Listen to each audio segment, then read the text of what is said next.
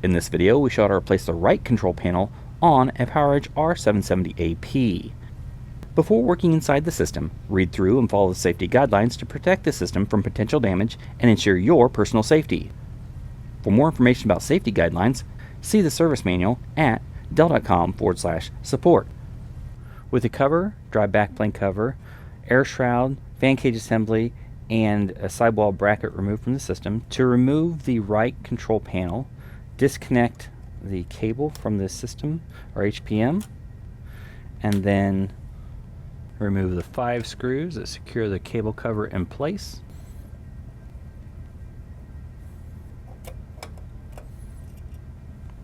With the screws removed, remove the cable cover and pull the cable through the hole in the side of the chassis, and then remove the 3 screws securing the control panel in place.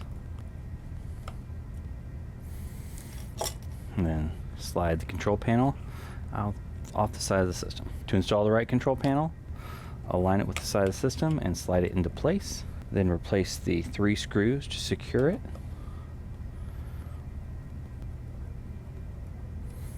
Next, run the cable through the hole in the side of the chassis, and then replace the cable cover, and then replace the 5 screws to secure the cable cover.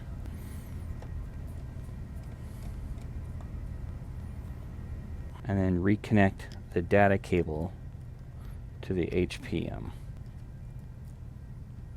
For more information about the PowerEdge R770AP, visit dell.com/support.